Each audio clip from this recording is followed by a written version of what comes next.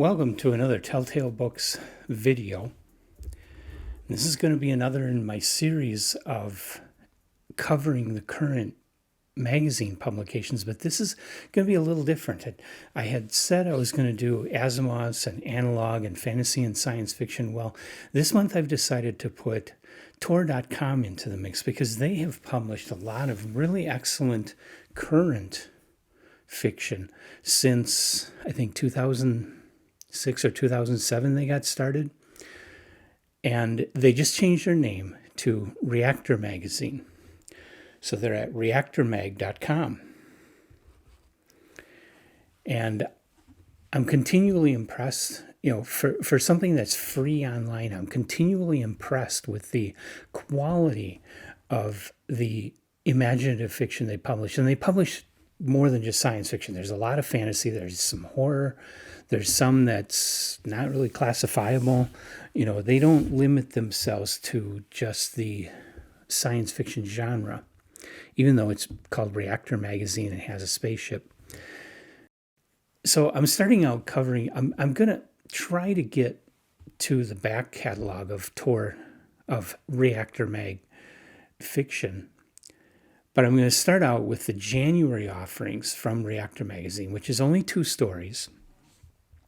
And the first story, which they made available on January 10th of 2024, is by an author named Rachel Swirsky, and it's titled Also the Cat. In Also the Cat, you have 3 sisters who have, in one way or another, spent their whole lives together. And they're older. They've always hated each other, but they always seem to come back to one another.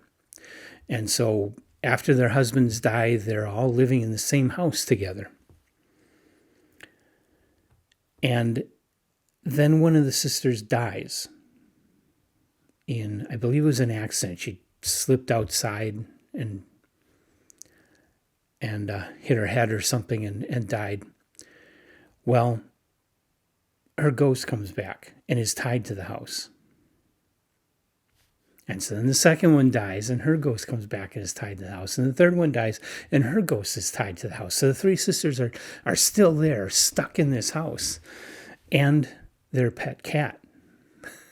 When they die, when the first one dies, she finds her pet cat hanging around. Well, the pet cat has been dead for a long, long time. Still a ghost. So it's now a ghost. It's a fantasy. It leans toward literary fiction, I feel. I think it has a strong feeling of like, I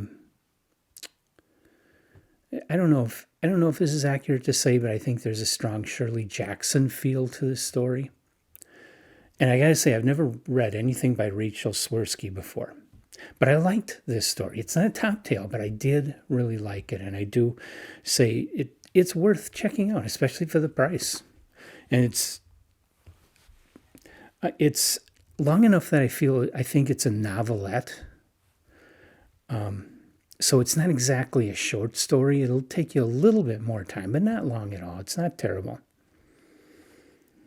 I did find some spots in the writing that I felt could have been cleaned up a little better. Like early on in the story, we're told the sisters' ages.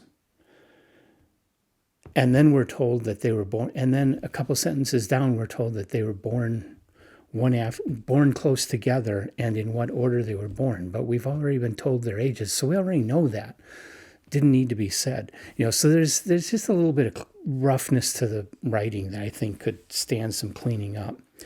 But otherwise, the characters were good. It had some funny moments. It's a perfectly enjoyable story. And I would recommend going to Reactor Mag and checking that one out. So then the second story that was released on January 17th, and I'm recording this on February 1st. There haven't been any more stories added that I've seen. Second story is called Liminal Spaces, and it's by Maureen McHugh. Maureen McHugh is another author that have no prior experience with. I've never read anything else by her and don't really know anything about her except this story that I just read. And in it, you have this woman, she's an engineer for a sign company, like big signs.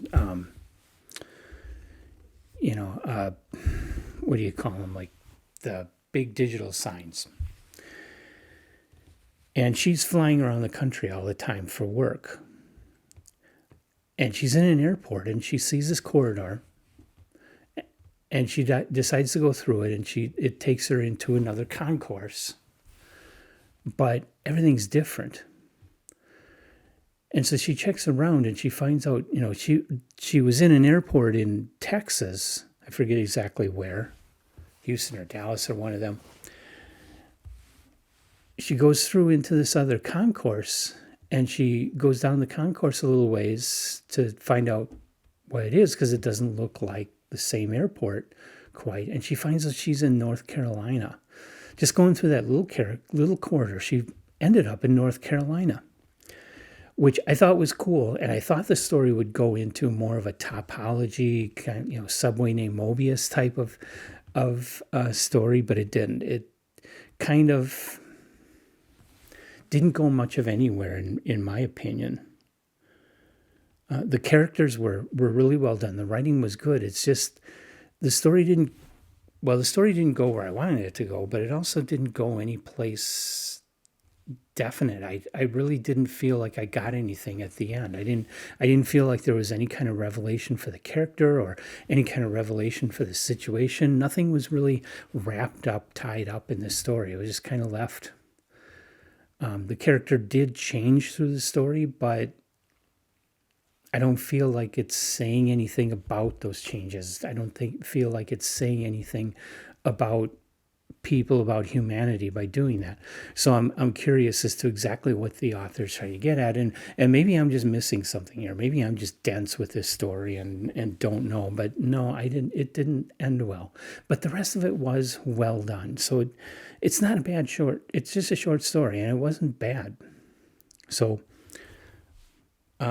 probably also worth checking out, and that's Tor.com or reactormag.com for January of 2024.